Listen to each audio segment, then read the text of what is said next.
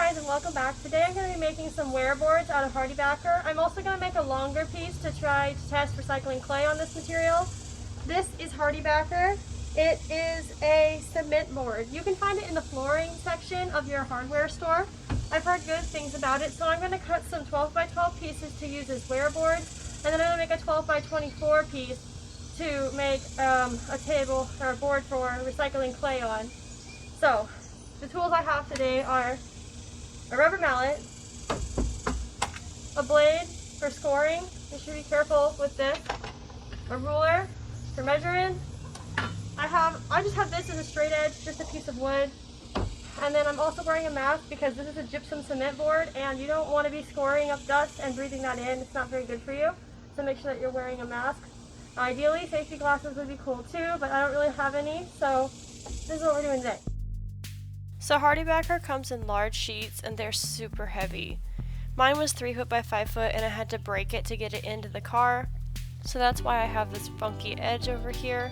So I'm going to trim down these edges. I want to trim them to 3 foot by 12 inches so I can work towards my 12 by 12 Ware boards and make one 12 by 24 inch for a clay recycling slab. It's really important that you score both of the sides with your razor blade really well, and if you don't score it enough, it's really hard to break and it might break in a bad kind of way. You need to measure it each time unless you don't care about what size you end up with, in which case just follow your heart. And just take note that this is gonna mess up your razor blade. This razor blade ain't never gonna be the same after this. It's done. It was done around like the last set of boards that we made, so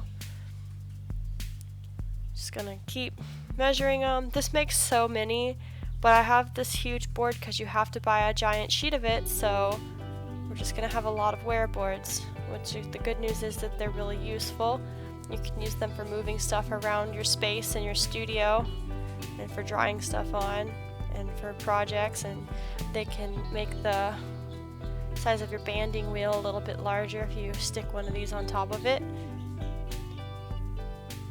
So we made all of these, and now we're going to go ahead and wipe off all the dust and the loose bits because we need to tape down these sides with painter's tape because they're really rough and we need to prevent them from chipping any further and getting chips of stuff all up in your work and your clay and in your space and just being dusty and gross.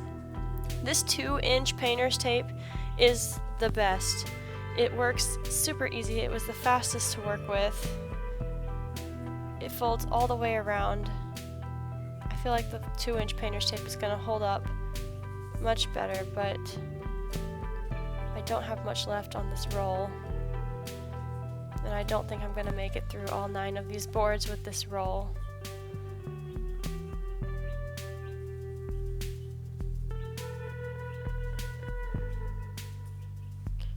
Some sticky stuff left on here.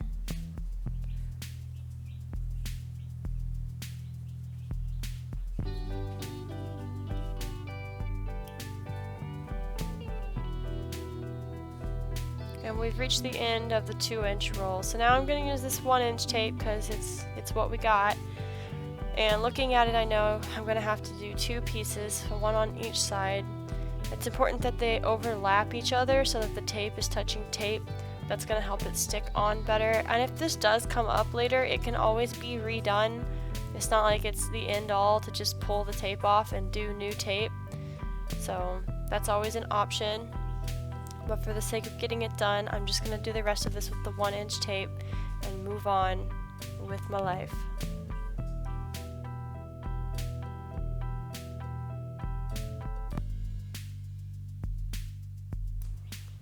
Oh my goodness, there are so many of them.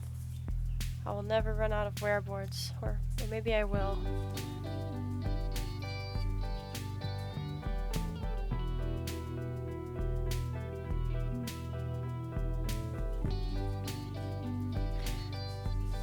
Alright, finally, we're coming up on the last one here, so we get it taped up, and we'll go ahead and get to the summary of all this.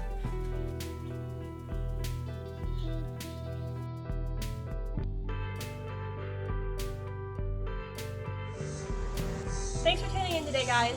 Today we made 9 of these HardieBoard squares, 12 by 12, so that I can use them as Ware boards. I can put them on my banding wheel so I can work on them, easy drying, put them on shelves, move stuff around. I'm planning to get into some sculpture, so these are going to be really helpful for that. I also made this 24 by 12 inch HardieBoard slab, and we're going to use this one to see how it does with reclaiming clay. And there will be a video on that later where we test different reclaiming clay surfaces against each other to see which one is best. If you'd like to see new videos, subscribe to this channel. There is a new video every Friday at 5:30. And if you like community and giveaways, you can go to the links below and join the Discord, and I will see you next week.